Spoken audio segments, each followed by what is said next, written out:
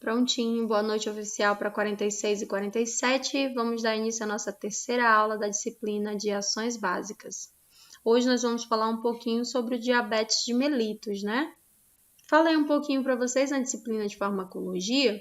Falei acerca do diabetes, mas eu foquei mais na insulina, né? Na medicação, porque é uma das medicações que a gente mais utiliza durante o estágio de farmacologia, e na nossa assistência, porque é uma medicação utilizada em momentos de emergência e também para controlar uma patologia. Então, o foco lá em farmacologia era na medicação.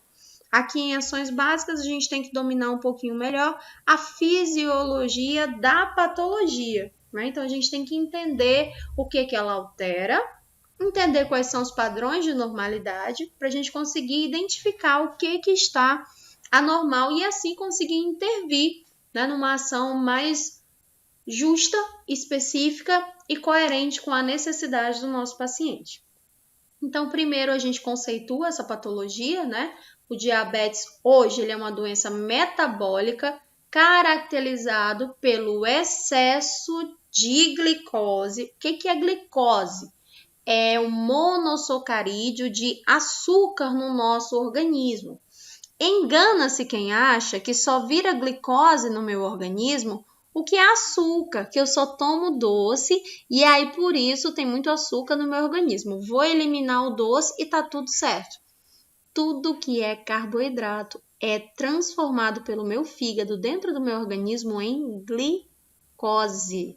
Então, todo paciente que quer controlar os níveis glicêmicos, a primeira coisa que ele faz é uma dieta low carb, uma dieta mais rica em proteína e uma dieta mais pobre em carboidrato. Tá? Então, não é só quem ingere bastante açúcar, o açúcar também, mas tudo que é carboidrato vira açúcar dentro do meu organismo. Esse aumento de glicose, ele pode estar associado à região sanguínea e pode também estar associado ao produto final do meu rim, que eu chamo ele de urina.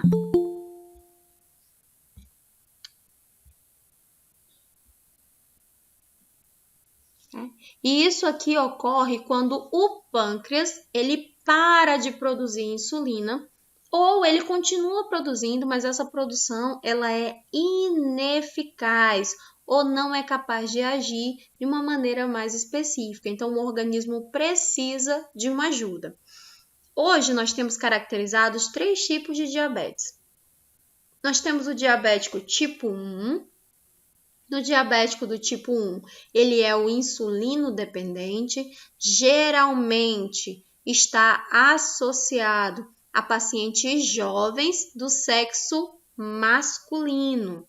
Algumas pessoas já são diagnosticadas ali na primeira infância, antes dos 7 anos de idade. Então, o insulino dependente do tipo 1, geralmente é um paciente jovem e ela é mais incidente no sexo masculino.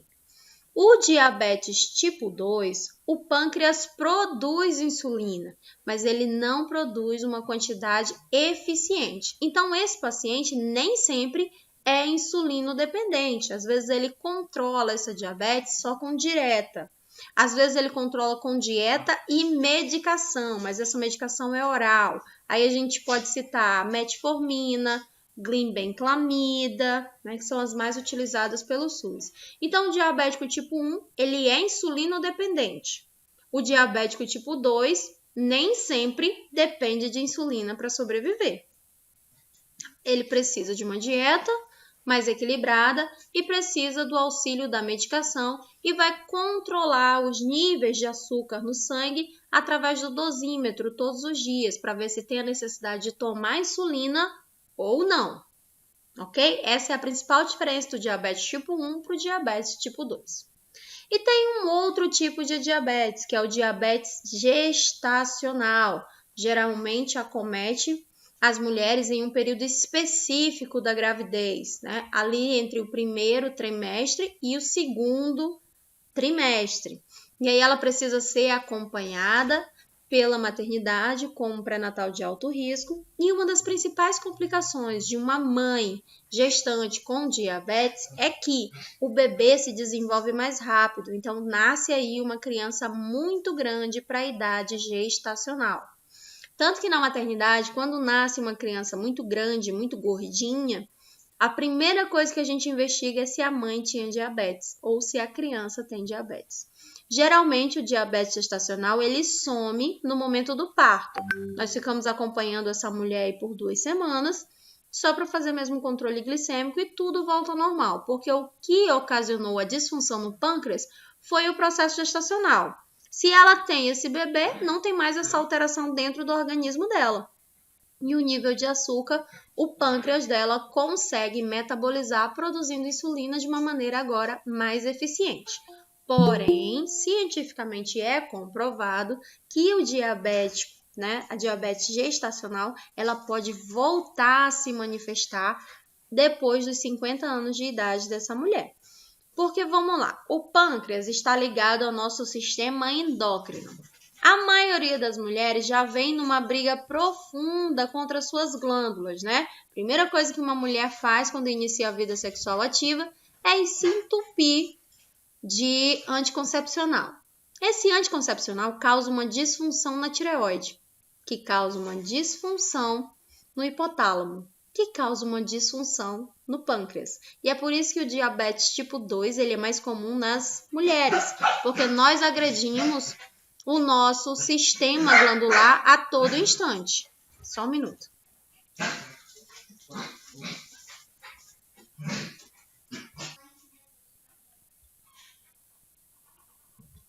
No caso da mulher, ela começa essas agressões muito cedo.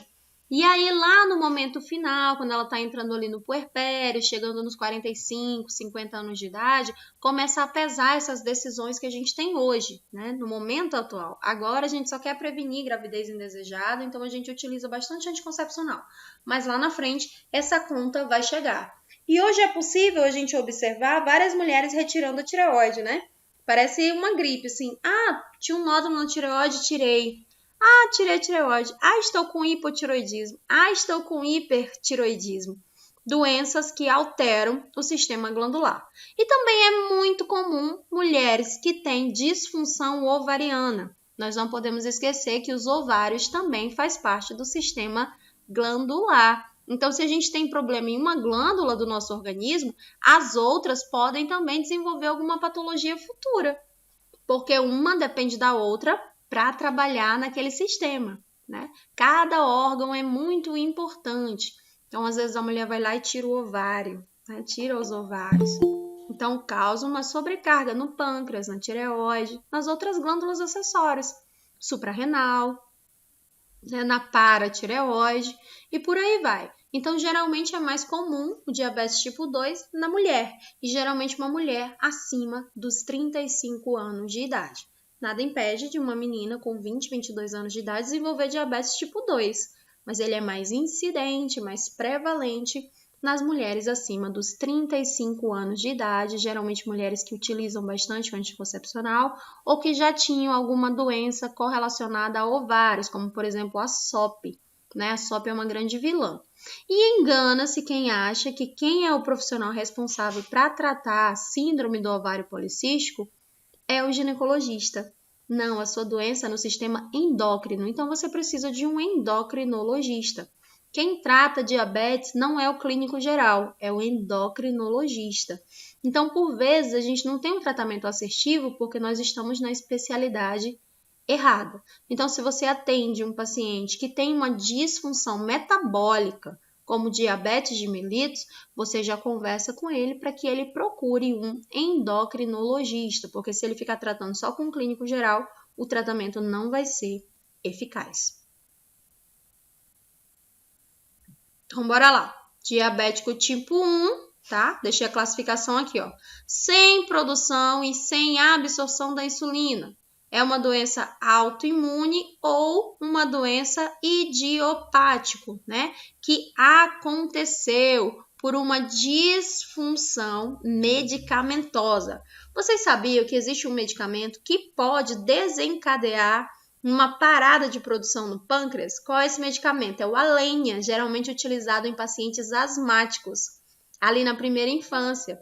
Então, a gente utiliza demais essa medicação na criança e essa medicação pode causar essa disfunção no pâncreas. Se vocês pegarem a bula do Alenia, vai lá, tá dizendo disfunção pancreática, hepatoesplenomegalia. E geralmente os médicos adoram utilizar essa medicação para tratar broncoespasmo, né? Que é quando o pulmãozinho da criança está ali fechado. E aí, na intenção de abrir esse pulmão, acaba causando uma disfunção no pâncreas e essa criança pode desenvolver o diabetes tipo 1, né? É o diabético idiopático. Ele não nasceu com a disfunção, essa disfunção foi ocasionada. Deficiência absoluta de insulina, não produz absolutamente nada. Ocorre geralmente na infância.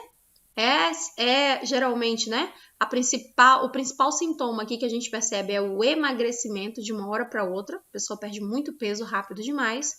E a diabetes tipo 1, ela corresponde entre 5 a 10% dos casos de diabetes. Então, assim, o índice do diabético tipo 1, ele é muito pequeno, comparado ao diabetes do tipo 2. No diabetes tipo 2, né, as características são diminuição na produção ou resistência à insulina. O corpo está produzindo, mas eu tenho resistência a quebrar esse hormônio no meu organismo. Está relacionado com hábitos de vida e também fatores genéticos, né? Por exemplo, se a minha mãe é diabética, eu tenho mais chance de desenvolver diabetes, porque ela está na minha cadeia hereditária, está nos meus genes. Obesidade é um dos principais fatores de risco, corresponde a 90% ou 95% dos casos. Então, o diabetes tipo 2, ele é mais incidente e é mais prevalente, porque depende dos nossos hábitos de vida. E nem sempre a gente está a fim de mudar.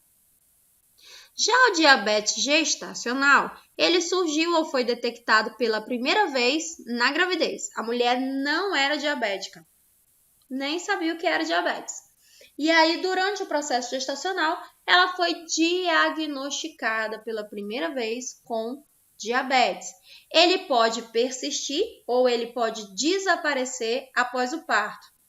Ele é causado aqui, pelo aumento na produção hormonal e o aumento da produção que trabalha nos hormônios ligados diretamente à nossa placenta, que é o que vai alimentar o bebê, né?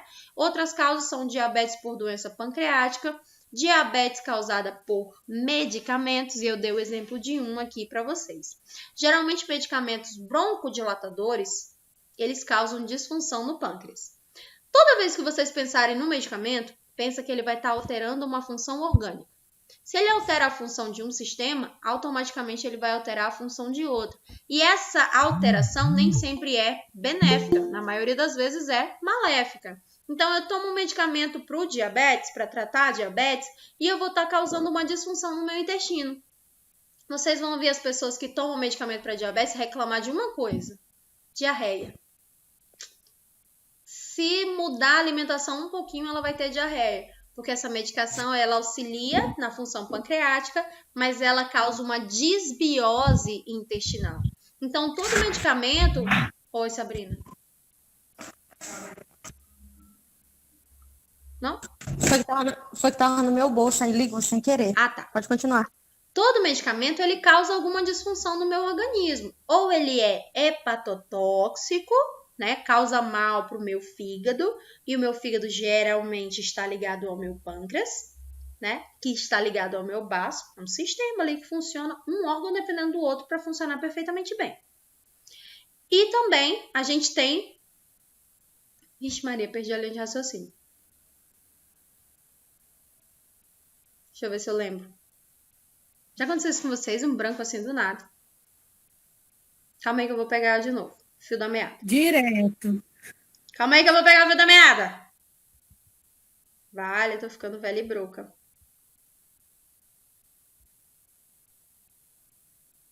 Tá falando do diabetes gestacional e da disfunção do pâncreas, né?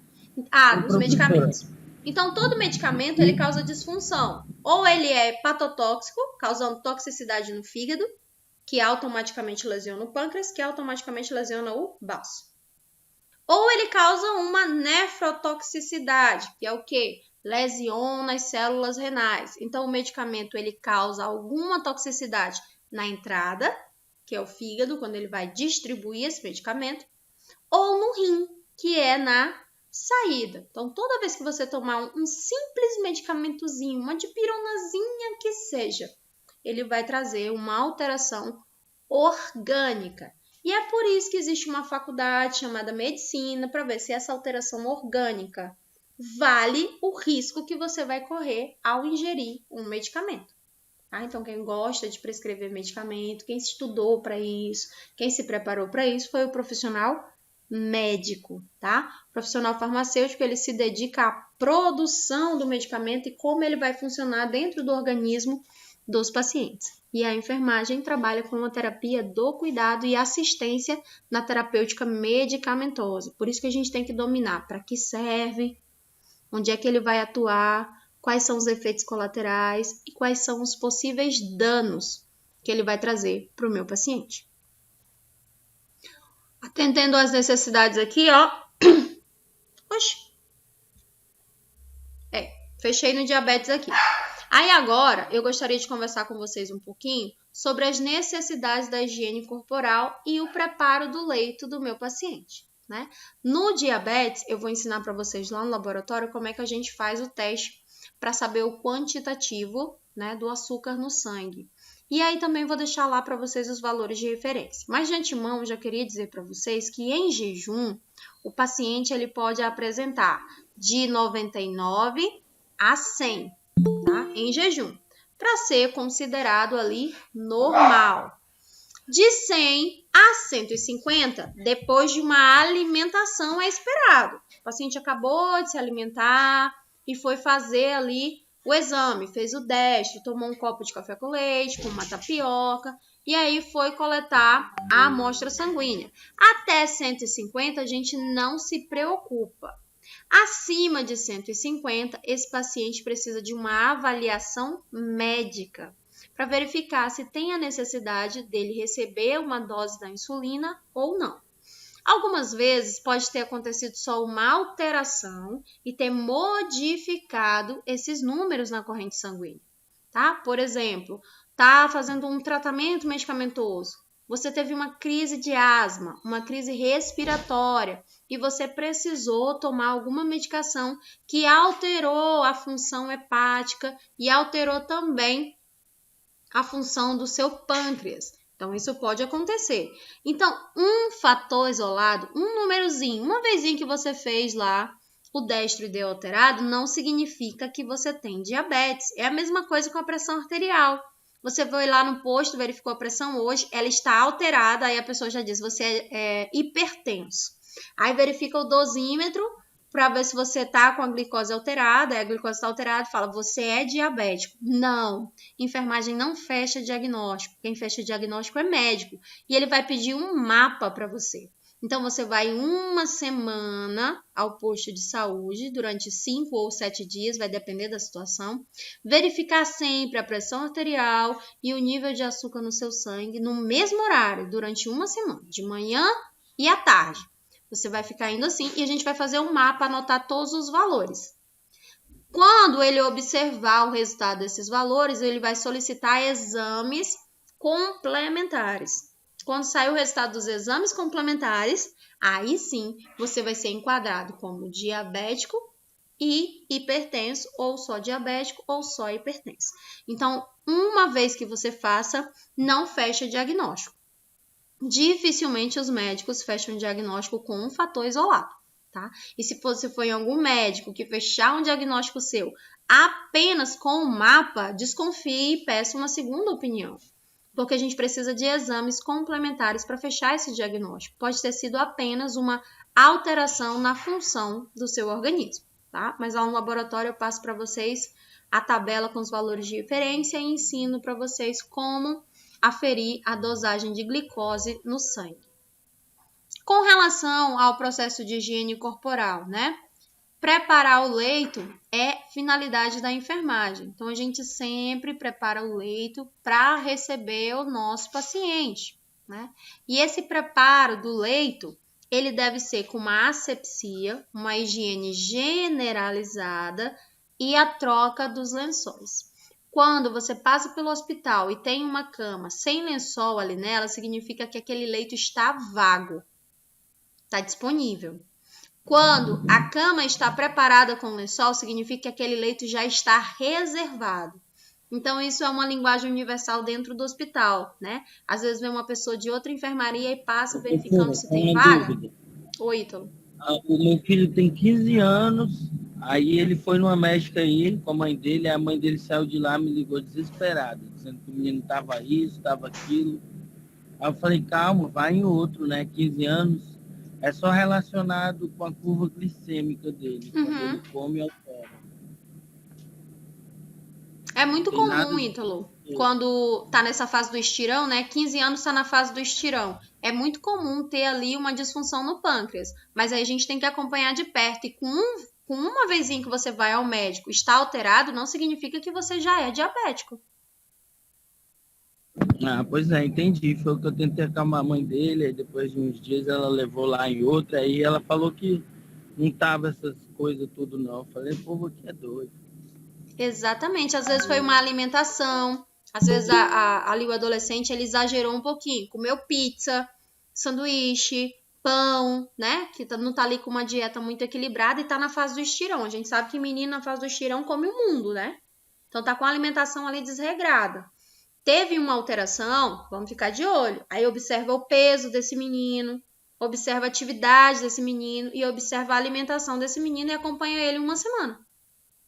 E aí observa se de fato ele está diabético ou não.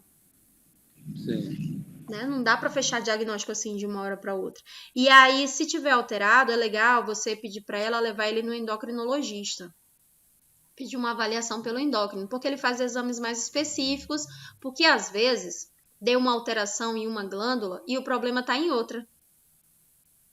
Né? Porque a gente não pode esquecer que o menino ele tem a maturação das gônadas, né? Que são ali os testículos, que faz parte também. E nessa fase do estirão de maturação, pode ocorrer alguma disfunção no sistema glandular. Então, essa disfunção aí na glicose pode ser uma situação secundária, quando na verdade a causa é lá nos testículos, tá? Que é muito comum, tanto no menino quanto na menina. No caso da menina, vai maturar os ovários. No menino, vai maturar os testículos. Então, é bom levar no endócrino, porque o endócrino ele vai pesquisar todas as glândulas e não uma só. Entendi, professor. Obrigado. É legal levar ele no endócrino. Dá uma passada no endócrino que vai dar certo. Tá ok, obrigado. Então, toda vez que vocês passarem no hospital, que vê uma cama, né, só ali naquela napa do colchão vazio, significa que aquele leito está disponível. Quando você passa e tem um lençol em cima, o leito já está preparado, significa que aquele leito está reservado. Já tem um paciente que vem. Não necessariamente esse paciente está internado, mas aquele leito já está reservado, né? A indicação aqui, a contraindicação, né? Indicação, sempre que houver a necessidade de internação de um novo paciente, a gente vai lá e arruma o leito. Contraindicação, não existe quanto a esse procedimento. Agora vamos lá. A gente só prepara o leito se tiver paciente. Se não tiver paciente, a gente não pode preparar o leito, porque tem que ser uma linguagem universal. Todo mundo que passa tem que saber que aquele leito ou está reservado ou está disponível. Material, geralmente nós utilizamos luva de procedimento, tá? Porque a gente tem que fazer a asepsia do leito. Então, a gente vai entrar em contato ali com o material. E a luva de procedimento é para nos proteger. 2 lençóis, tá? Um forro móvel, quando o nosso paciente é acamado ou ele faz uso de fralda descartável. Então, antes de internar, a regulação ela passa para a gente uma questão situacional do nosso paciente. Né? Ela fala se ele precisa de um leito com oxigênio, se ele precisa de um leito que a barra lateral seja móvel, que ele precisa de um leito com grade, né? Se ele precisa de um leito que tenha um ponto para aspiração, se ele precisa de um leito que eleve a cabeceira, né? Tudo isso a regulação passa para que a gente possa fornecer um leito de acordo com a necessidade do nosso paciente. Então, eles também passam se faz uso de sonda, se usa fralda descartável, como é que está a situação desse paciente. E aí, se ele for um paciente acamado, a gente utiliza um lençol para fazer o traçado. Vou mostrar para vocês também lá no laboratório como é que faz. Entregamos para o nosso paciente um cobertor ou uma colcha, né? Vai depender aí de o que tem no hospital. Se esse hospital tiver o padrão de travesseiro, for um hospital ligado aí à hotelaria, aqui em Rio Branco já tem um que é ligado à hotelaria, uma fronha, né? E suporte de hamper com o saco de hamper trocado. Tem que estar limpinho ali o saco de hamper. O que é o hamper? É aquele dispensa em que a gente joga a roupa suja. Tá? Todo hospital tem. Primeiro, né, para a gente realizar a troca dos lençóis, higienização das mãos, calçar a luva, reunir as roupas de camas que estão limpas e vêm da lavanderia estéril, quentinha, bem bonitinha. Leva para o quarto e coloca na superfície limpa, né, que pode ser a sua mesa de cabeceira do paciente, pode ser uma cadeira que está lá, ou pode ser o seu carrinho auxiliar. Estende o lençol protegendo o colchão, tá? E esse colchão está previamente limpo, porque você já fez a asepsia. Dobra ele e prende as pontas sobre o colchão, de modo que o lençol de baixo esteja esticado e sem pregas na cama. Tá? Não pode ter nenhuma dobrinha, porque aquilo ali causa lesão por pressão no nosso paciente, né? Vocês devem conhecer esse termo como escara, que é aquela ferida, né? Mas lesão por pressão é o termo mais indicado, é o mais atualizado. Colocar a fronha no travesseiro e colocar o travesseiro lá na cabeceira. E trabalhando aqui, ó, do mesmo lado, a gente coloca um lençol móvel no terço central da cama, bem no meio da cama, fixando ele nas laterais sob o colchão. Por quê? Esse lençol móvel vai servir como um traçado para a gente movimentar o paciente. Direita, esquerda, para cima e para baixo, porque ele precisa de mudança de decúbito a cada 2 horas. Centralizando a dobra longitudinal do lençol aqui, ó, para cima e abrindo em camadas que estão dobradas em direção dos lados da cama. Então, a gente dobra o lençol ao meio, ele fica bem dobradinho, esticado e preso nas laterais. E quando a gente precisa, a gente puxa o paciente por essas dobraduras que a gente faz no lençol já com essa finalidade, né? Vamos prender o lençol lá nos pés da cama e também vamos prender tudo que sobrar embaixo do colchão. Vamos acrescentar um cobertor, conforme o desejo do paciente. Geralmente, hospitais são frios no período noturno. E vamos deixar a unidade toda em ordem para aguardar o nosso paciente e, em seguida, realizamos novamente a higienização das nossas mãozinhas, né? Preparar o leito tem uma finalidade de manter aqui o leito limpo e confortável para o nosso paciente.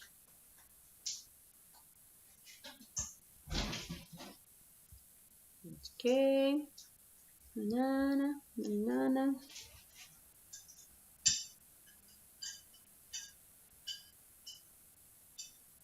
Já, né, Luana?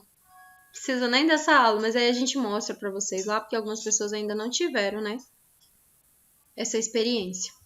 Mas tá aqui, ó, bem bonitinho. Deixei aqui para vocês, descrição da técnica, mais na frente. Aqui, ó, essa dobradura aqui, né, geralmente quando o colchão ele é mais quadradinho, a gente tem como utilizar essa dobradura. Quando não, geralmente os leitos de SUS aqui não são, então a gente amarra na lateral e eu vou mostrar para vocês como é que amarra. Agora, quando a cama ela eleva as barras laterais, a gente tem como fazer essa dobradura e dá super certo. Aqui em Rio Branco só tem um hospital que dá para fazer isso, né? Que é o Hospital Novo. Recomendações aqui, ó, a gente tem que fazer o mínimo de movimentação possível com a roupa suja, tá? A gente tem que puxar ela de uma vez, retirá-la do leito durante a arrumação, usar aqui, ó, uma mecânica corporal de movimentos sincronizados, que a gente vai fazer lá no laboratório, todo mundo bem bonitinho. Orientar o paciente ou acompanhante a manter os lençóis esticados para prevenir abrasões na pele ou lesões por pressão. Manter sempre o leito limpo, sem sujidade de resíduos de alimento, tá? Toda vez que a gente for fazer uma visita para o nosso paciente, a gente observa a integridade do leito. Às vezes a pessoa se alimentou ali e sujou o leito inteiro. Nos hospitais, a gente tem muita dificuldade com relação à roupa de cama. Ela só vem 2 vezes, uma vez no período diurno e uma vez no período noturno. Então, se você não tiver cuidado com esses lençóis, infelizmente a gente não vai ter como trocar. e vem a quantia certa. Se eu tenho 10 pacientes internados, então vem 10 kits de lençóis para os meus 10 pacientes. Eu posso ter 70 leitos, mas só vem a quantidade necessária para eu utilizar. Preparo do leito aqui, ó, quando o paciente está operado, né? Tem as indicações. Geralmente levava... Exatamente, Sheila. Algumas vezes o hospital ele aceita que você leve de casa. Tem hospitais aqui em Rio Branco que não aceita, mas ele também não disponibiliza. Então dificulta demais a vida do acompanhante e do paciente que está lá, né? Então aqui, ó. Mas geralmente, no caso, quando é bebê, que fralda vaza, que cocô também vaza, geralmente assim, sempre tinha que levar, porque o hospital não disponibiliza mesmo. Não tem. Não é que a gente não queira disponibilizar, né? Às vezes a pessoa fala, tá cheio de lençol lá, a pessoa não quer. Não tem. Nem sempre o hospital ele dispõe de um serviço de hotelaria. É muito difícil, né? E vem repasse do governo 1, 2 vezes por ano. Imagina você lavando aquele monte de lençol todo dia. Desgasta, né? É algodão. Acaba perdendo ali a sua finalidade. E aí tem alguns hospitais que compram um tecido mais duro para lençol, exatamente para ele durar mais, que é o BRIM. Só que o BRIM ele está associado a lesões por pressão, né? Que é aquele tecido mais grosso daquela roupa de centro cirúrgico. Ele está associado diretamente ao alto índice de lesão por pressão. Então, assim, quando a gente coloca aquele tecido, a gente já sabe que vai esquentar mais, vai causar mais abrasão no nosso paciente. Então, não é a nossa primeira escolha. Ele é a nossa primeira escolha quando a intenção é cobrir o paciente. Quando é cobertura de leito, a gente prefere sempre utilizar o algodão. Então, vamos lá. Aqui, ó. Cama fechada é quando o lençol, né, tá por cima dela. E geralmente aqui, ó, significa que ela tá desocupada, aguardando um paciente.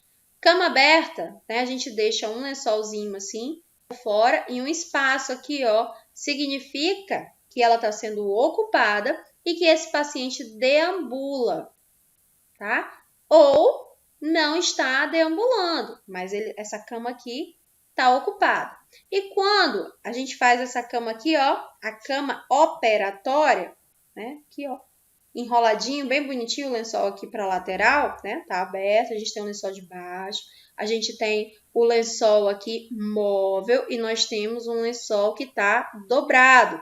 Significa que essa cama é para um paciente que está sendo operado e que ele está vindo lá da sala operatória. Então, essa cama aqui a gente sempre vai encontrar nas enfermarias cirúrgicas, tá? Guarda essa imagem aqui para você saber o que é uma cama aberta, o que ela significa, o que é uma cama fechada e o que é uma cama aguardando um paciente que vem do centro cirúrgico. Então, a gente sempre deixa ela assim e o lençolzinho mais afastado. Aqui, ó. Deixei a técnica aqui da dobradura, mas eu vou mostrar para vocês lá no laboratório, porque a gente tem um leito lá no laboratório que é sensacional e dá para fazer a técnica dessa dobradura lá. Aqui, ó, bonitinho. Essa caminha aqui, ó, cama aberta, significa que ela está ocupada e que o nosso paciente, ele tá por aí deambulando, ou o paciente que vem para cá, ele se locomove bem, ele não precisa de ajuda aqui, né? Ele consegue se locomover. E aqui, ó, uma caminha, né, fechada, aguardando o nosso paciente. A asepsia do leito sempre ocorre da cabeceira para o centro e da extremidade posterior para o centro. E no meio a gente faz a remoção. É como se a gente unisse ali, ó, até no meio, e no meio a gente faz a remoção, para que não haja contaminação. Então, no leito você não faz movimentos de vai e vem, né? Você vem da cabeceira para o centro, vira da cabeceira para o centro, virou de novo da cabeceira para o centro, e aí vem lá das extremidades para o centro, e do centro você puxa. Geralmente você faz isso em dupla, para ser ao mesmo tempo, né? Mas quando não, dá para fazer sozinho também, tá? Vou mostrar para vocês lá no laboratório, bem bonitinho. Aí vamos lá, né? Quando a gente precisa fazer a higienização, nós temos que limpar tanto a parte anterior quanto a parte posterior e as laterais. Então, a gente está sempre trabalhando com os dois lados do colchão. A gente vai virando ele e vai fazendo A limpeza. Deixei os exemplos aqui para vocês, ó, de enfermaria com camas fechadas. Então, estamos aguardando pacientes. Aqui, ó, caminha fechada, né? Bonitinho, aguardando o paciente. E aqui, ó, nessas extensões, ela me diz o que eu posso ofertar para o meu paciente. Então, esse verdinho aqui, ó, é a rede de oxigênio. Esse cinza é a rede de ar comprimido, é o vácuo, para puxar. Precisar aspirar o paciente, eu acoplo aqui a essa rede de vácuo. E esse amarelinho aqui também é ar comprimido, mas esse ar comprimido é para inalações. Quem aqui já internou e fez nebulização no oxigênio?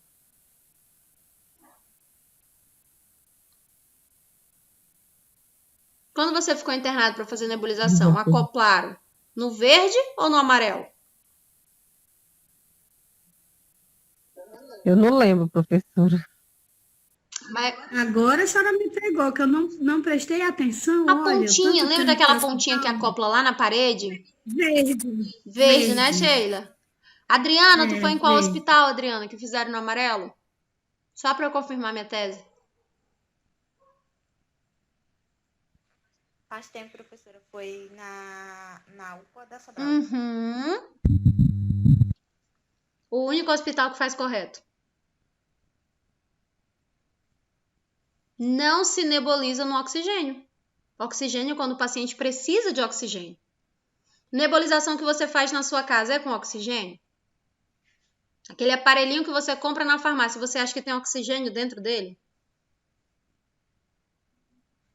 É ar comprimido. Então, nebulização é com ar comprimido, não é com oxigênio. Oxigênio é oxigenação. Quando? Quando o paciente está com dificuldade respiratória. Se eu preciso nebulizar esse paciente, ele não pode ser acoplado na rede de oxigênio. Ele tem que ser acoplado na rede de ar comprimido, que é esse amarelinho aqui. Tá? Ai, professora, mas em todo hospital só tem a conexão verde. Se você tentar ligar a conexão verde na amarela, não dá certo.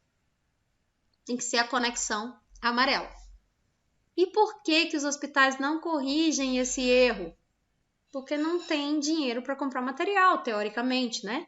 Mas lá na UPA da Sobral, eles fizeram um plano sistematizado, solicitaram esse repasse para o governo e o governo passou, né, todo esse kit. Então, lá a nebulização é realizada com ar comprimido. E a rede de oxigênio, professora, serve para quê?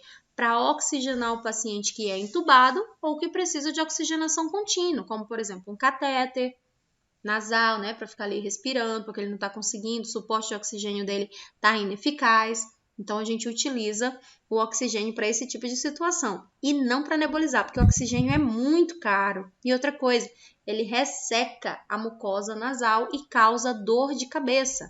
Para você ligar o oxigênio no paciente, você precisa de um fluxômetro, né, que é aquele aparelhinho em forma de T na parede, para que diga quantos litros de oxigênio está indo para o paciente, para você ter uma noção.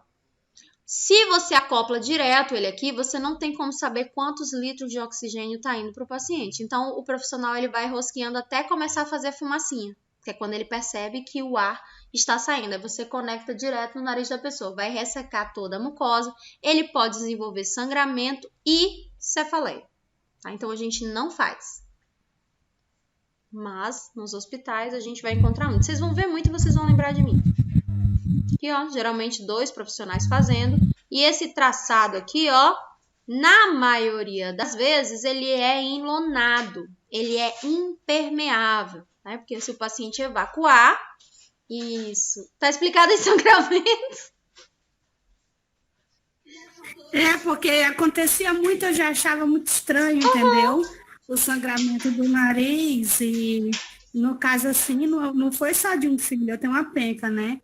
E eu ficava muito com o pé atrás, né? Tanto que é comum agora, Sheila, nesse período de seca, né? Vez ou outra a criança sangra ali o nariz. Até adulto também tem sangrado bastante por conta desse tempo seco. E o oxigênio, ele faz isso. Então, quanto à densidade do ar, quando a gente escuta a menina do tempo no jornal falando da densidade do ar, né? Quando ela fala da densidade do ar atmosférico, ela está falando disso, do ressecamento, que o ar vai ficar mais denso.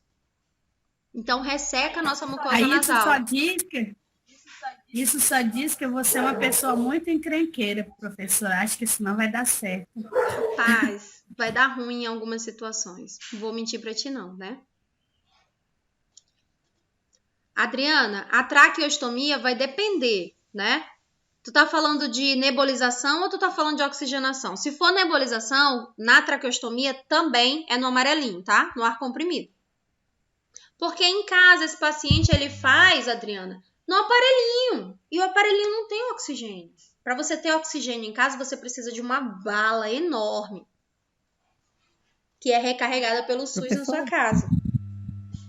Não, eu tô falando, tipo, o caso que se não desse tempo de fazer uma intubação, aí teria que fazer uma traque. Aí, no caso, seria... Oxigênio. Oxigênio, porque aí o paciente não está conseguindo respirar. Então, ele precisa de oxigênio. Mas no caso da nebulização, a ideia é só abrir as vias aéreas. E isso a gente consegue com ar comprimido. Não precisa de oxigênio. Né? O oxigênio ele não precisa ser evaporado para ele ser inalado. Do jeitinho que ele vem, a gente coloca um catéter, uma máscara de Venturi ou uma máscara de reservatório e a gente consegue oxigenar esse paciente. Professora, eu tiro uma dúvida que o técnico, ele não faz a aspiração que chama, né? Que assim, e ficar enfiando aquele negócio na traca ali, menina, aquilo Nem me dá enfermeiro. um desespero. Não é procedimento da enfermagem. Eu tenho desespero quando eu vejo fazendo aquilo no hospital saúde. Eu te entendo, Vânia, porque eu tenho um pavor de catarro. Pois é, fica uma sensação horrível. Eu fiquei muito feliz quando a fisioterapia ela ganhou esse procedimento da enfermagem, né? Como se a enfermagem fizesse questão desse procedimento. A gente não gosta dele, não. Agora sim, o paciente ele tá sufocando, né? E não tem fisioterapeuta na sala. Nós, enfermeiros, não vamos deixar o paciente morrer. Então, nós podemos aspirar, tá? Mas não é nossa atribuição. A mesma coisa na sala de parto. A criança nasceu, tá sufocando. A gente pode também aspirar enquanto enfermeiro. O técnico de enfermagem não, porque é um procedimento invasivo. Então, todo procedimento invasivo, só quem faz é o médico ou o enfermeiro. E tem procedimento invasivo que só o médico é habilitado para fazer. Tá? Então, ali, o fisioterapeuta, às vezes o fisioterapeuta fica nervoso. Vocês querem ver um fisioterapeuta dando showzinho no posto de enfermagem, é tu ligar para ele só para aspirar. Eu ligo porque eu acho o máximo. Ligo mesmo. Ligo e falo assim, vem aspirar o teu paciente que ele tá sufocando. Aí fala assim, por que você não aspira? Eu falei assim, não, tem fisioterapeuta nesse hospital, pode aspirar. Quem aspira é o físio, tá? Eu sempre vejo, mas eu fiquei na dúvida porque no hospital público, assim, quase a gente não vê fisioterapeuta, né? No caso, lá no hospital tem são dois plantonistas agora, que eles exigem, não só duas enfermeiras, mas um lá no plantonista. hospital da criança são 2 também, né? Porque um fica disponível para UTI e o outro fica disponível para as enfermarias. Tem sempre 2, tanto no período diurno quanto no período noturno. Lá no ERB são 3, porque o prédio é muito grande. Então, um fica para as emergências, o outro para as enfermarias e o outro na UTI. Lá na Fundação Hospitalar são 3 também. Um para as enfermarias, um para a emergência ambulatorial e o outro para ficar à disposição da UTI também. Funciona assim. Eu só sei desses 3 hospitais. Desses 2, na verdade, né? E nas UPAs, dificilmente tem fisioterapeuta plantonista, porque dificilmente a gente intuba um paciente. E quando intuba, o enfermeiro assume o padrão respiratório. Tá? O enfermeiro que trabalha em UPA já sabe que ele tem que dominar o padrão ventilatório. Dificilmente tem um fisioterapeuta de plantão numa UPA. E é a mesma coisa no SAMU, né? Não tem fisioterapeuta plantonista no SAMU. Professora, mas na hora da intubação em si, o técnico, o médico escolhe um técnico para acompanhar, né? Não é assim não, Adriana. Na hora da intubação, na hora que você chega no plantão, é dividido os pacientes, né? Então, cada técnico fica responsável por 5 ou 7 pacientes, vai depender da situação. Se o paciente é seu, é você quem vai. Por exemplo, tu tem 7 pacientes, um dos teus pacientes para, na hora da intubação é você que tem que estar presente na beira-leito. E os outros técnicos de enfermagem vão assumir os cuidados com o seu paciente até esse seu paciente em específico melhorar e você puder assumir todos os outros. É assim que a gente divide. Então, não vai toda a equipe para uma intubação, porque a gente tem mais pacientes. Por exemplo, numa enfermaria que tem menos pacientes, a gente tem 22. Na enfermaria menor, tem 22 pacientes. Se tem um parando, tem 21 precisando da enfermagem. Então, só vai o médico, o enfermeiro, o fisioterapeuta e um técnico em enfermagem. 4 pessoas. Os demais têm que tomar conta de todos os 21 pacientes que estão, né, necessitando de auxílio naquele momento. Então, não tem essa coisa da escolha. O paciente é seu, quem vai é você. Agora, vamos lá, Adriana. Você não domina. Não, eu não domino. Então, a gente faz acordo. Você pega um paciente grave, né? Que pode ali desenvolver uma parada cardiorrespiratória ou pode desenvolver por um padrão de gravidade, a gente já divide. Olha, se acontecer alguma gravidade, é fulano que vai. Entendeu? A própria equipe se divide ali no plantão. Eu já trabalhei em setor que é assim, se o paciente é teu, você se vira.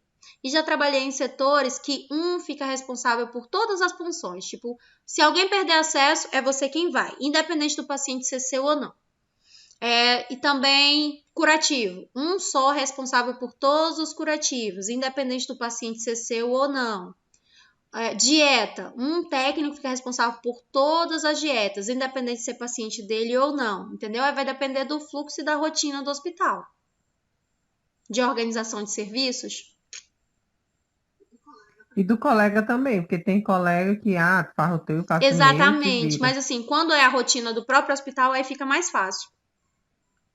Eu já trabalhei no mesmo hospital, setores diferentes, que funcionam completamente diferente. No mesmo hospital. Por exemplo, hospital grande, como a Fundação Hospitalar, cada setor é uma lei. E até você se adequar. Mas eu defendo a rotatividade. Eu acho que você não pode ficar bitolado trabalhando só em um setor, não. Então, assim, se você trabalhar lá no Hospital do Câncer, vai para químio, vai para rádio, vai para emergência, entendeu? Vai para todo lugar. Trabalha na fundação, vai para enfermaria A, B, C, para enfermaria D, vai para ambulatório, vai para nefrologia, entendeu? Eu defendo isso, a rotatividade de funcionários, porque a gente acaba ficando bitolado só em uma situação e a gente não conhece muito, né? E é um mundo, o paciente é um todo. Então, a gente não pode escolher só uma situação e ficar ali pertinente nela, né? Eu defendo a rotatividade. Não, professora, só quando eu mudar de área eu vou defender. Agora eu acho bom do jeito que eu né? tô, só na UTI. Eu tenho uns 4 anos só na UTI neonatal. Tem gente que gosta só de um setor. Eu defendo a rotatividade. Eu acho que a gente tem que rodar para aprender. Eu gosto, sabe? Sempre que eu fico trabalhando no hospital, eu sempre mudo de setor. Então, eu já trabalhei em UTI, já trabalhei em enfermaria. Agora, se você perguntar para mim qual o setor que você mais gosta, eu gosto de setor fechado. Como, por exemplo, emergência, UTI. Eu gosto desses setores, porque você sabe, tanto quanto eu, que tudo funciona. Na enfermaria, eu não gosto de trabalhar. Mas se eu precisar trabalhar, não tem problema nenhum, porque eu conheço a rotina de uma enfermaria. Caso eu vá amanhã assumir uma enfermaria aí com vocês, alunos, eu desenrolo numa boa, porque eu tô acostumada lá.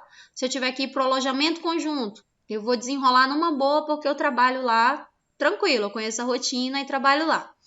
Se eu tiver que ir para a sala de parto, tranquilo também. Né? Agora, se eu tivesse sido, minha pós é em oncologia, eu só vou trabalhar com paciente oncológico. Eu não ia saber nada desses outros setores.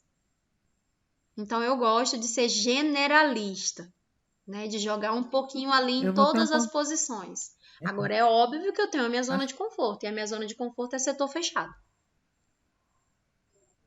O pré-parto também é um setor que eu não consigo ficar ainda, porque eu não consigo ver uma mulher parindo que dói em mim, aquela dor dói em mim.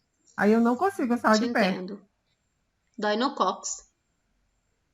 Porque a gente acessa, né, a dor do parto. Não tem como você que já teve... Meus partos foram todos normais. Não tem como você que já passou por um trabalho ativo de parto não se comover com aquela situação. Porque a dor do parto, ela fica gravada na nossa memória inconsciente. Mas não é nem pela dor da mulher, eu sinto a dor em mim, dói lá no canal Exatamente. mesmo, sabe? Você se Então, comove, tá? A dor, ela tá gravada em você. A dor do parto pode passar 50 anos e você vai lembrar exatamente de toda a dor que você sentiu. Você pode ter 10 filhos, vai lembrar de principalmente se um você por um. sofrer muito, né? A dor fica armazenada no nosso inconsciente. Fala, Adriana. A Adriana tá doida pra falar do parto dela. Não, professora, eu sou bem tranquila em relação a isso. Eu já acompanhei parto cesárea. Ah, tá. Depende da situação. Então, vamos lá. O colchão casca de ovo, hoje, ele é muito utilizado para pacientes que não são acamados. São pacientes que estão acamados por alguma situação. Vamos lá. O paciente sofreu um acidente automobilístico. E aí ficou imóvel, tem que ficar na tração. Então, para ele, o casca de ovo é indicado. Por quê? Ele consegue se levantar para a gente fazer a higiene do leito. Ele consegue levantar para a gente puxar o colchão e dar o banho dele e depois colocar o colchão. Então, ele é indicado para o paciente que tem mobilidade e não é acamado, mas está restrito ao leito por alguma situação. Tá? Agora, se o paciente é acamado, a gente indica o colchão bolha de ar ou o colchão de água. Tá? E aí a gente tem que ter muito cuidado porque fura fácil e a gente enche ele também com ar comprimido. Tá? Então, se o paciente é acamado, a gente utiliza esse colchão porque a gente pode lavar o paciente em cima dele e não vai acontecer nada, porque aquele colchão, você pode molhar e ele vaza a água todinho, não tem problema nenhum, então a gente não vai danificar. Já o casca de ovo, não. A gente precisa que o paciente tenha uma mobilidade para que a gente possa indicar esse colchão para ele. E os dois atuam em quê? Eles atuam na prevenção de lesão por pressão. Porque o paciente que fica restrito ao leito ou acamado, ele fica em contato direto com aquele colchão quente. E aquele colchão precisa ter aquela cobertura daquele tecido, que é o covim, né? A gente chama de napa, mas é o covim.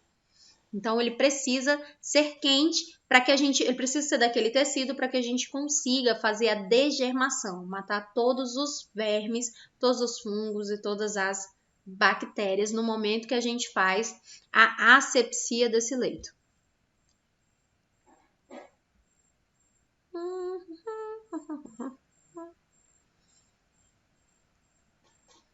Então, vamos lá, aqui, ó. Higiene do paciente que é acamado. Finalidade, né? Temos que realizar a higiene oral, conservando a saúde bucal do nosso paciente, deixando livre de resíduos alimentares e proporcionando um conforto e bem-estar do paciente. Por vezes, quando o paciente ele é acamado ou está inconsciente, né, não está ali falando, abrindo a boquinha dele, não está se alimentando sozinho, nós da enfermagem deixamos a desejar a higiene oral. A higiene oral ela deve ser realizada durante o banho e a higiene oral previne os índices de doenças respiratórias, principalmente a pneumonia.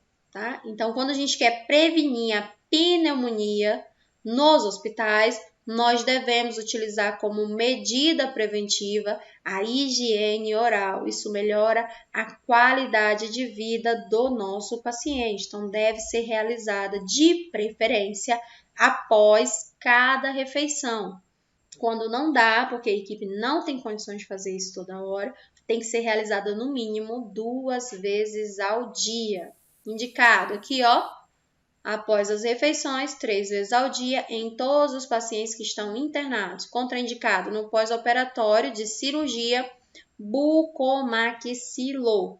Então, se a cirurgia é na região da boca, né, nós não fazemos a higiene oral. O que a gente faz é uma lavagem com clorexidine. Vocês já foram no dentista e fez uma extração e ele passou para vocês?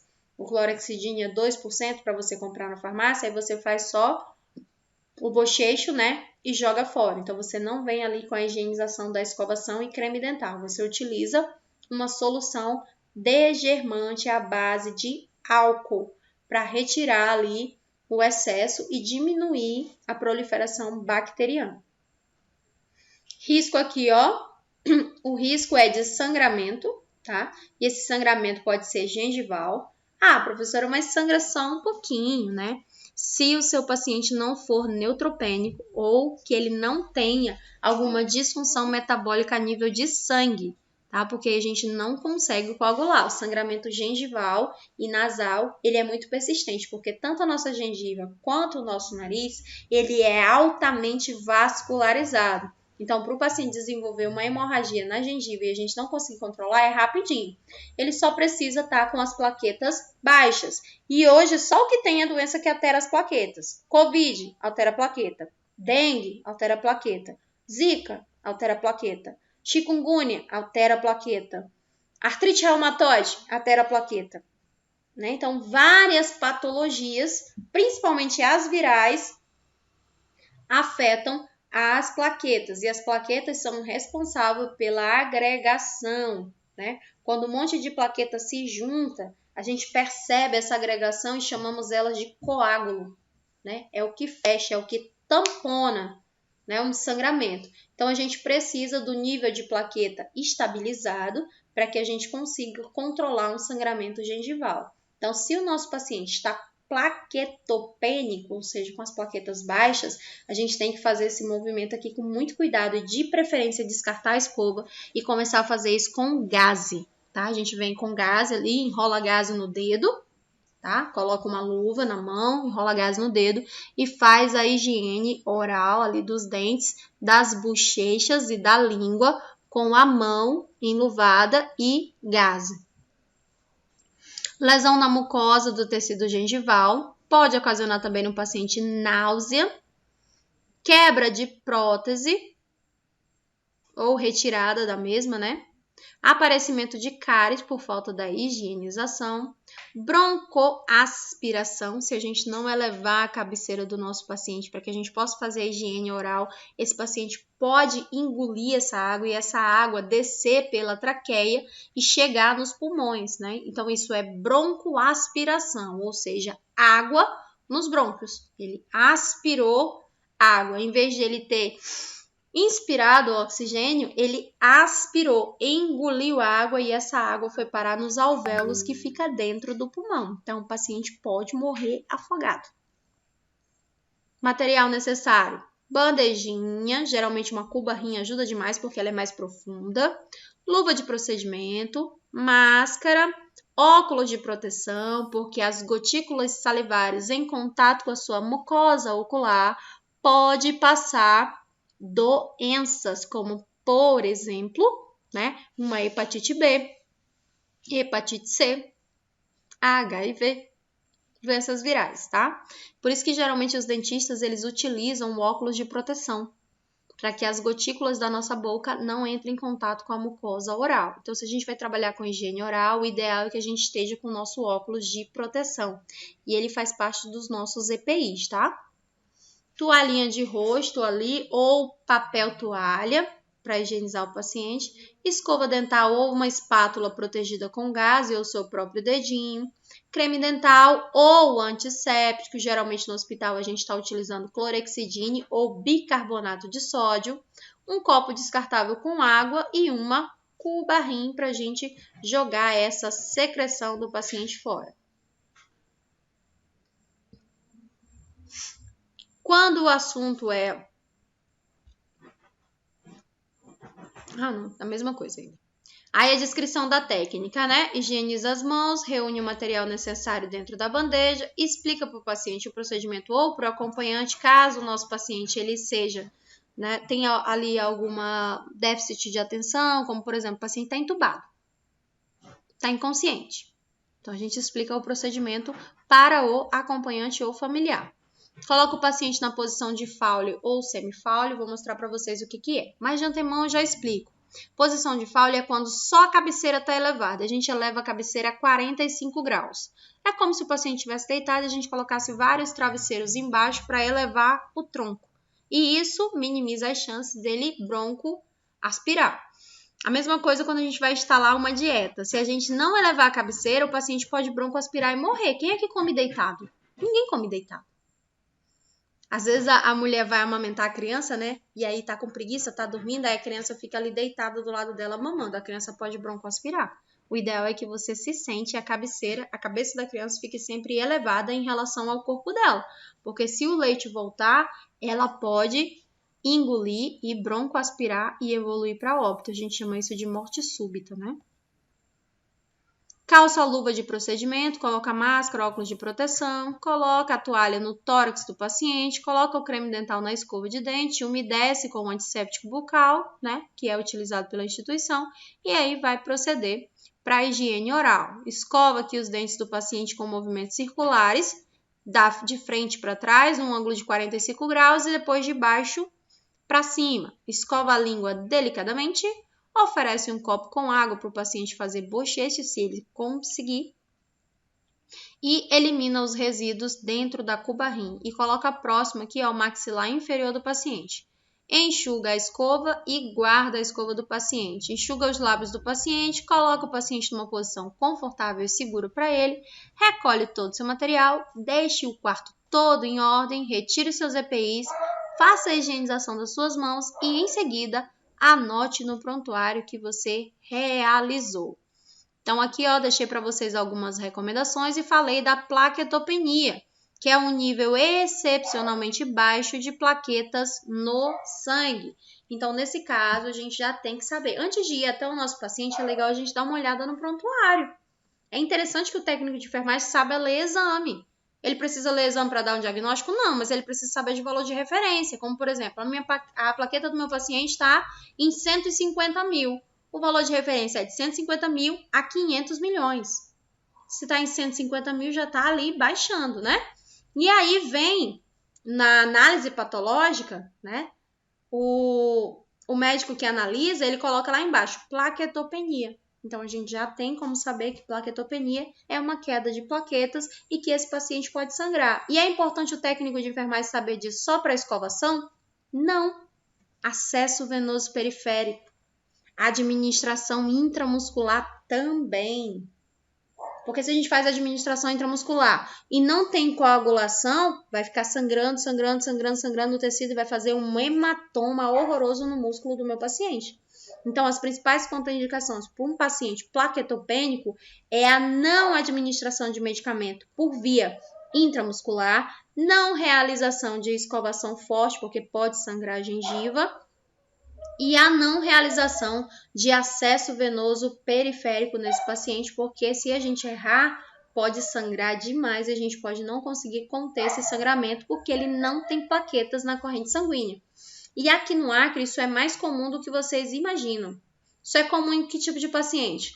Paciente com doença viral, que é só o que tem, né? A gente está lutando aí numa pandemia contra um vírus, né? E paciente debilitado por câncer. Nós temos tantos pacientes com câncer, né, que nós temos um hospital específico só para isso, numa cidadezinha pequena como Rio Branco. De tanto que a gente tem paciente oncológico aqui no estado do Acre. Banho, né? A gente tem 2 tipos de banho. Na verdade, são vários, mas o que a gente mais utiliza é o banho de aspersão. E esse banho de aspersão significa que o paciente precisa de ajuda, né? E ele proporciona aqui, a finalidade é proporcionar higiene e conforto para o nosso paciente. É indicado, né, para pacientes internados que conseguem deambular, né? Ou conseguem ir para a cadeira de banho, de auxílio. Até deixei aqui a imagem no slide errado. Tá aqui, ó. Essa cadeirinha é a cadeira de banho, tá? Para o banho de aspersão. Então, ele vai na cadeirinha para o banheiro. Esse é o banho de aspersão. A gente coloca o paciente lá e leva ele até o chuveiro, posiciona embaixo. Geralmente, o paciente consegue tomar banho sozinho e pede que a enfermagem saia. A enfermagem sai, mas a porta fica aberta. Aberta, escancarada, para a gente ver o paciente tomando banho? Não. Aberta, que a gente consiga entrar. Então, a gente fecha ali. Geralmente, os banheiros dos hospitais não têm fechadura. Vocês já viram? Não tem chave ali na fechadura. Ele só encosta. A porta fica aberta. Exatamente se acontecer alguma emergência, alguma intercorrência, nós temos acesso liberado ao banheiro. Tá? Então, a gente deixa o paciente lá, ele toma o banho dele sozinho e a gente vai lá retirar e ajuda ele a se trocar e deixá-lo na cama. Se o paciente conseguir tomar o banho dele sozinho e a enfermagem continuar dando, a gente está tirando a autonomia do paciente. E nós chamamos isso de déficit do autocuidado. que é o déficit do autocuidado? Tudo que o paciente pode fazer por ele, ele deve fazer. Se o paciente consegue escovar o dente, a gente tem que deixar ele escovar o dente. A gente só vai auxiliar. Se o paciente consegue pentear o cabelo, a gente deixa ele pentear o cabelo. Se o nosso paciente está acamado, mas ele tem movimento nos membros inferiores, nos membros superiores, então a gente pede para ele escovar o dente dele, pentear o cabelo dele, lavar o pênis dele ou lavar a vagina dela. Né? Tudo que ele conseguir fazer por ele mesmo, nós, a enfermagem, temos o dever de estimular e não de tolir essa capacidade. Quando a gente tolhe essa capacidade, nós estamos elevando o nosso paciente a um outro nível, né? É o déficit do autocuidado. E nós, enquanto mãe, vivemos fazendo isso com as nossas crianças, né? A criança consegue tomar banho sozinha, mas a gente vai lá e dá banho na criança. A criança já consegue comer sozinha, mas a gente vai lá e fica dando o alimento na boca da criança. Tá? Isso a gente gera um déficit no autocuidado. São atribuições que essa pessoa consegue fazer por ela, mas outra pessoa está desempenhando esse papel. Então, a gente tem que ficar atento em relação a isso. Enfermagem trabalha com a terapia do autocuidado. Nós estimulamos a melhora clínica. Tá? A gente não fica tirando a capacidade do nosso paciente, não. É o contrário. A gente devolve para ele capacidade. Contraindicação desse banho aqui, ó, paciente acamado, paciente inconsciente, paciente que foi sedado e ainda não está bem acordado, paciente que está entubado em ventilação mecânica, paciente que teve trauma, tá? Algum tipo de trauma aqui, e esse trauma é físico, tá? Não é emocional. Quebrou uma perna, quebrou um braço, passou por uma cirurgia. Então, a gente não leva ele para o banheiro nas primeiras 24 horas. Material necessário, água e sabão, né? Cadeira higienizada, luvinha de procedimento, sabonete ou bucha de banho, que vai estar lá no banheiro, toalha de rosto, toalha de banho, roupa íntima do paciente, algum pijama, uma camisola, né? Produtos de higiene pessoal para ele levar para o banheiro, desodorante, pente, né? Compressa com álcool ali para a gente limpar a cama dele. Lençol para a gente fazer a troca. Enquanto ele está lá no banheiro tomando banho, a gente já está limpando o leito para ele, deixando o leitinho limpo e organizado, para quando ele sair do banheiro, o leito dele já está organizado e ele ficar ali acomodado nas próximas horas do plantão. Todo hospital tem a sua rotina com relação a banho. Na maioria dos hospitais, até 9 horas da manhã, todos os pacientes têm que estar higienizados, seja no leito, seja de aspersão ou o paciente indo sozinho. Todo paciente tem que tomar banho. E é aí que o bicho pega, porque tem paciente que não toma banho todo dia de manhã, não é a rotina dele. E aí tem paciente que não quer, não aceita o banho. Às vezes os próprios acompanhantes, quando o paciente é acamado, falam assim, não precisa dar banho no papai agora não. Não, o papai vai pegar uma pneumonia. Menina, dá banho nesse frio, tá frio, só dou banho no papai lá para meio-dia. Só que lá para meio-dia já tem outra rotina no hospital. Se o paciente está internado, é a rotina do hospital. Agora, se o paciente está na casa dele, é a rotina da casa dele. Tá bem? Então, se você, enquanto técnico de enfermagem, deixar que o acompanhante estabeleça as regras no seu plantão, você não vai conseguir trabalhar, porque meio-dia você já tem que estar fazendo outra atribuição. Então, das 7 até as 9, banhos e curativos e dietas. Das 9h30 até as 11h30, todas as medicações das 10, todos os exames, né, todas as pendências a gente resolve. Das 11h30 até 1h30, toda a alimentação. Então, se você tá ali meio-dia, que a família resolveu dar banho e você vai lá dar banho, você quebra o seu plantão pela metade. Porque você não vai ter horário de almoço, você não vai conseguir almoçar, porque o almoço é revezado pela equipe. Né? Vai 3, volta, depois vai mais 3 e volta. Porque se você tá de plantão, você não tem horário de almoço. Vocês sabiam disso? Quem trabalha em regime de plantão não tem horário. A gente para, almoça e já volta. Quando para, porque às vezes não dá tempo. Quem trabalha em regime de plantão sabe, ou você come aquela hora ou você não come mais. Quando eu trabalhava na fundação, ou eu almoçava 10h30 da manhã, ou eu não almoçava mais. Porque a rotina do hospital, os horários são muito fechadinhos e você não consegue. Não consegue se ausentar do setor para comer. Às vezes dá 3 da tarde e tu não consegue sair do setor para comer, não dá. Não é sempre que o plantão é calmo e tranquilo, não. Geralmente tem plantão que tudo acontece. É paciente entubado, é paciente para passar sonda, é paciente sedado, é paciente que vomita, é paciente que cai do leito, é paciente que passa mal. Né? Tudo isso a gente tem num plantão ali, né? Nem sempre que o plantão é redondinho, porque tem todos os horários específicos para a gente seguir. Mas a gente não pode esquecer que tem as alterações clínicas. E essas alterações, elas prendem um tempo precioso da equipe de enfermagem. Descrição da técnica aqui, ó, reúne todo o material necessário, orienta o paciente ou o acompanhante, informando como será realizado o procedimento e solicita aqui, ó, colaboração se for necessário. Se não, se o paciente conseguir passar apenas com a sua ajuda para a cadeira, você consegue executar isso sozinho.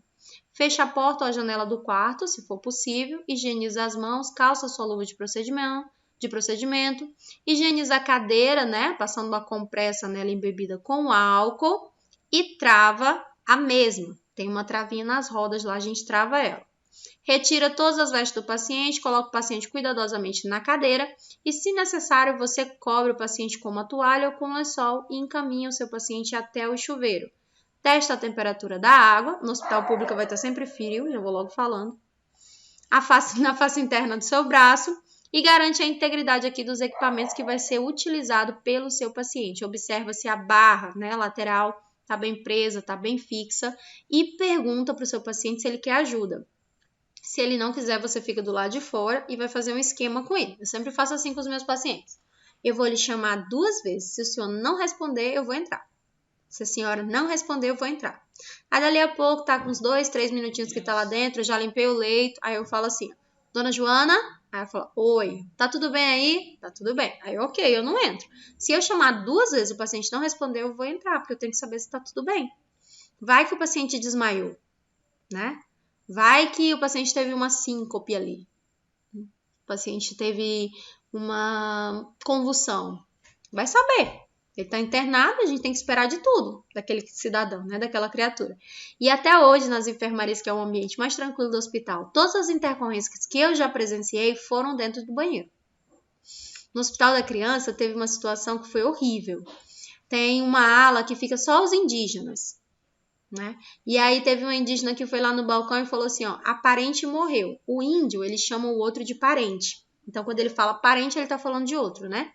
Aí ele falou assim, ó, a parente morreu. Aí eu falei, morreu? Como assim? Ela falou assim, a parente morreu, porque ela não falava muito bem, né? Ela era colina e não conseguia se comunicar com português muito bem. E aí eu fui até lá, e quando eu cheguei lá, ela apontou pro banheiro. E aí eu bati e ela não abria. Aí eu, né, muito delicada, dei um coice na porta. A porta abriu e a mulher estava se enforcando com o equipo de soro.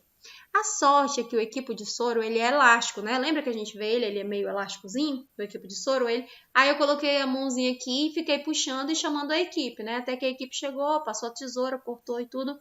E ela não conseguiu cometer suicídio. Mas assim, todas as alterações que a gente já teve foi no banheiro.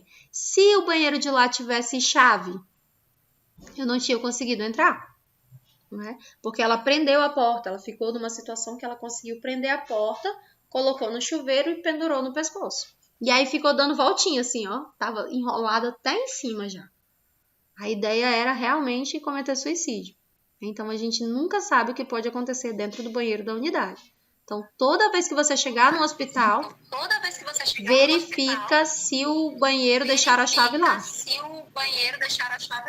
Eu 2 vezes, professora. Aconteceu contigo, Vanessa? Aham, eu nas 2 vezes que eu... A primeira vez quando eu fui ganhar o meu neném e a segunda vez que eu fiquei internada. Tu passou mal no banheiro, né? Eu ia desmaiando no banheiro. Ai, que susto, achei que tu tinha tentado se matar no banheiro. Não, quando eu ganhei ele, né, porque foi cesárea, aí na hora da higienização, né, pela manhã, aí eu não pode, né, abaixar a cabeça e eu abaixei. Aí quem tava comigo era a minha sogra. Nessa hora ela tava lá, né? Mas na segunda vez, quando eu fiquei internada, porque eu tive complicação na minha cesárea, aí ainda bem que eu cheguei a tempo de sentar no vaso. Eu tava em pé e cheguei a tempo de sentar no vaso, né? Pra não cair no chão. Só que a minha sogra tava com o meu neném, que tava chorando. Então demorei sozinha no banheiro lá, quase desmaiando e não tinha ninguém perto. Lá Na maternidade, né, na sala de parto, a gente não costuma deixar a grávida no banheiro só, nem a puérpera, né? Desliga o microfone, tá dando retorno. Pronto.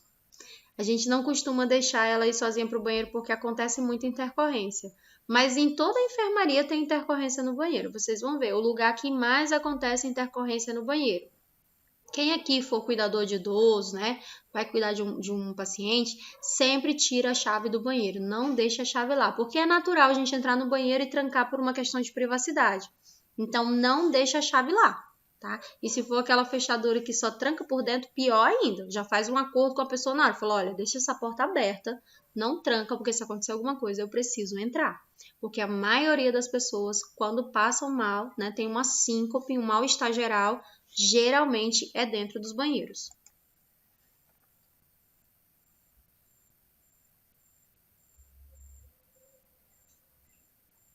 Então, bora lá. Oferece material de higiene, ajuda o paciente a fazer a higiene, se for necessário, né? Comece sempre pela face e, por último, na região íntima. Depois, remova toda a espuma com uma ducha. Ajude, se necessário, o paciente a se enxugar com a toalha dele. Ajude o paciente a se vestir. E, se necessário, pentear os cabelos dele, mas se o paciente consegue tomar banho sozinho, minha filha, consegue pentear o cabelo dele sozinho? Sim. Acompanha o paciente até o quarto, tira ele da cadeira, coloca ele sentado no leito, faça possíveis orientações com relação a dor, frio, tremor, e se tiver, né, alguma dessas situações, você comunica à equipe de enfermagem que está ali pronta para dar o auxílio para esse paciente.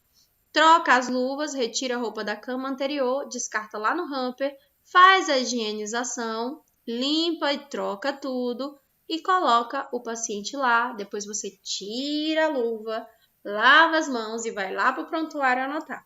Então percebe que tudo que você faz com o seu paciente, quando termina, você vai lá no prontuário e realiza a anotação. Se você não anotar, você não fez.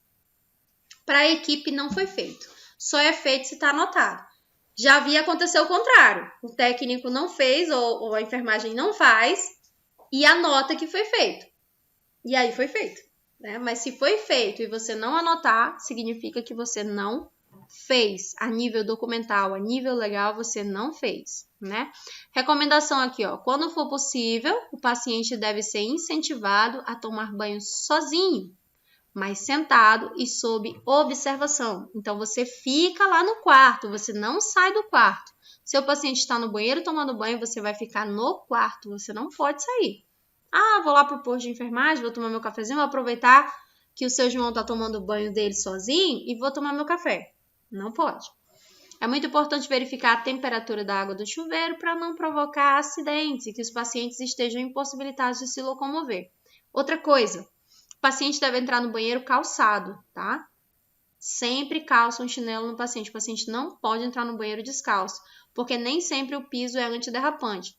Geralmente nos hospitais, o piso do banheiro é aquele laminado, né? Tem uma manta vinílica em cima, já para permitir ou para impossibilitar que ele escorregue e caia, mas não é todo hospital que é padronizado. Principalmente esses hospitais mais antigos, né? Então não tem essa manta vinílica e é um piso normal. E pode acontecer do paciente escorregar. Então, ele de chinelo, as chances são mínimas. Mas você observa se nesse calçado tem a trava de segurança, né? Lembra da Havaiana? A Havaiana ali vem com as travinhas de segurança, né? Ela é perfeita. Já outras sandálias não vêm, como por exemplo a Ipanema não vem, né? Eu acho que a Nike, a Kenner também não vem. Ela é mais lisa na parte de baixo. Então, você observa o tipo de calçado também, porque o paciente pode cair. Quando tiver curativo, né? Ele deve ser feito logo depois do banho. Terminou o banho, você já vai com seu material do curativo prontinho para você já trocar os lençóis, dar o banho dele, ajudar ele no banho e já fazer a troca do curativo, tá? É automático. Cabelo deve ser lavado e as unhas devem ser aparadas e limpas sempre que necessário. Geralmente o paciente faz isso sozinho, mas se o paciente for acamado, quem faz é a enfermagem. Outra coisa que a enfermagem pode fazer, cortar o cabelo. A enfermagem pode cortar o cabelo. Se a gente não estiver conseguindo trabalhar com esse cabelo grande, se tiver um surto de pendiculose, a gente vai cortar esse cabelo. Pega a maquininha ali, ó, e passa. Às vezes a gente faz parceria com os alunos do Senac e eles vão para o campo, né, fazer esse tipo de serviço. Então, eles cortam o cabelo e tudo mais. É muito difícil, por exemplo, imagina uma mulher com cabelo assim, igual o meu, lá na cintura. A camada, para a gente manter a higiene desse cabelo, é muito complicado, né? Dificilmente eu corto. Não gosto de fazer isso, porque se a pessoa tem um cabelo desse tamanho é porque ela gosta e porque ela quer. Imagina ela acordar de um tubo, tá careca ou com o cabelo bem curtinho. Então, eu não faço. Aí, o que eu faço para minimizar os danos? Porque o cabelo ele vai linhando assim, ó, e não tem quem consiga soltar depois.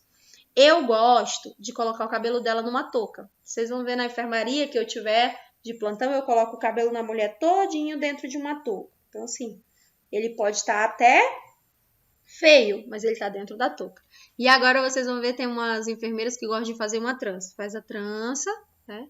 Pra ele ficar ali fixo e prende no final e depois coloca na touca pra gente não ter que cortar o cabelo dessa paciente. Quando é homem é mais tranquilo, mas quando é mulher é um pouquinho mais difícil da gente manter o cuidado. Tá? Então vocês vão ver muito isso em algumas unidades, é protocolo. Tá com cabelo grande e tá com dificuldade da equipe manter, ou tá com pendiculose, já era. Corta mesmo. Se for homem, verifica a necessidade da tricotomia facial, né, que é a retirada da barba, e deve estimular nele o autocuidado. Nas mulheres, nós costumamos também fazer aparar os pelos, tanto pubiano quanto das axilas, dentro da unidade hospitalar, né? E nos homens, a gente apara a barba quando necessário. Então, geralmente, os alunos, né, quando a gente sabe que um aluno passou por lá, quando o paciente está com o cabelo cortado e a barba feita. A gente já sabe que tem aluno, porque a equipe mesmo não dá conta de fazer tudo isso, não. A gente faz ali o necessário, né? Esses detalhes, geralmente, quem faz é aluno. Por quê? O aluno, por vezes, tem um paciente. Então, ele tem tempo para executar essa técnica e essa habilidade. Mas eu gostaria que vocês soubessem que isso também é atribuição de enfermagem. Então, no kitzinho de vocês, compra aqueles estojos de barbear. Sabe aquele que é bem baratinho? Né? Aquele amarelinho, aquele azulzinho. Compra, leva uns 2 e deixa lá. Porque vocês vão encontrar pacientes que não têm condições nenhuma de absolutamente nada. E fazer com bisturi demora demais. Então, aquele lá, geralmente eu levo, né? Nas minhas coisas, eu levo hidratante, eu levo shampoo, né? Não um grande, porque a bolsa não cabe, mas, né, eu fraciono ali, ó, pequenininho, levo óleo de girassol. Então, os meus alunos não deixam de executar alguma coisa por falta de material da unidade ou por falta, né, de kit de higiene do paciente. Às vezes eu faço ação com os alunos, a gente arrecada bastante coisa de higiene e distribui nos hospitais, ou a gente guarda. Antes da pandemia eu fazia muito isso. A gente guardava lá na escola e toda vez que um grupo ia para estágio, passava lá, pegava um kit de higiene e levava para distribuir no hospital pro paciente que não tivesse condições de levar o seu próprio material. Então, a gente fazia muito isso, porque às vezes o aluno deixa de executar alguma coisa por falta de material na unidade, por falta de material com o paciente. Então, se você quer ganhar aquele ponto, quer aprender a executar aquela técnica, é legal que você tenha. E assim, são coisas que são compráveis, né? Que a gente consegue se ajudar. Às vezes a gente fazia ofício pela escola, os alunos iam nas unidades e pedia, né? Nesses comércios, as pessoas gostam de ser parceiras nessas causas sociais. Nós conseguíamos ali desempenhar um papel importante, porque não vale a pena você ir para um estágio se você não mudar a cara daquele setor, não é verdade? Se não for para mudar a cara do setor, não sai nem de casa. A gente tem que fazer alguma coisa para melhorar, para as pessoas entenderem que existe uma visão de fora, né, uma visão diferente, que veio para auxiliar e para melhorar o serviço, para melhorar a qualidade na assistência e voltar a fazer assistência de enfermagem, porque eu estou sentindo a enfermagem muito ausente das suas obrigações. Né? Hoje, se você for ficar de acompanhante, faz esse teste. Antes de você se formar, vai para o hospital ficar de acompanhante de alguém. Você vai ser só acompanhante. E observa como é que a enfermagem está tratando esses pacientes e como é que a enfermagem tem tratado os acompanhantes. E aí você anota tudo e faz tudo ao contrário. Porque eu estou sentindo aí uma ausência da enfermagem com relação a isso. Amanhã nós vamos começar a falar sobre banho no leito, que é um outro tipo de banho que a gente costuma utilizar dentro dos hospitais e que vocês, enquanto enfermagem, vão ser contratados o tempo inteiro para fazer nas casas, tá? E aí é interessante que vocês executem bem essa técnica, porque tem famílias que contratam técnicos de enfermagem só para dar o banho, fazer o curativo, a troca dos lençóis. Aí você, ó, tchau, vai para casa que fica lá a família cuidando. Aí no outro dia você vai lá, dá o banho de novo, faz a higiene e tudo mais, deixa o paciente organizadinho e casa. Né? Porque para fazer um banho no leito precisa ser da área da saúde. Ah, professor, mas eu sou acompanhante e eu faço um banho no leito tranquilo. E é por isso que tem um monte de técnico de enfermagem desempregado, porque as pessoas acham que podem fazer. E quem foi que disse que ela poderia fazer? Quando ela ficou com um paciente lá no hospital, a enfermagem falou para ela que ela podia fazer. E aí ensinou ela, orientou, porque é melhor para mim, é cômodo. Aí aquela pessoa começou a fazer e aí hoje ela está ali executando, né? Foi um procedimento que é banalizado, que a enfermagem pegou e entregou de bandeja. Mas esse procedimento, ele é um procedimento que tem uma técnica para execução e que se faz necessário, no mínimo, ser cuidador de idoso, né? E para você ser cuidador de idoso, você faz um curso de 80 horas. E esse curso de 80 horas é exatamente a matéria de ações básicas. Tá? Então, não banalizem o serviço de vocês, não banalizem o serviço da enfermagem. Né? Ofereçam, deixe claro que essa atribuição é atribuição de enfermagem, que só um profissional habilitado é que pode executá-la. Alguém tem alguma dúvida em relação à aula de hoje? Ah, amanhã não tem aula, né? Amanhã é a reunião lá na escola, exatamente, é o nosso próximo encontro. Outra coisa, vou mandar a atividade para vocês amanhã, tá? Não posso mandar hoje, tem que ser amanhã.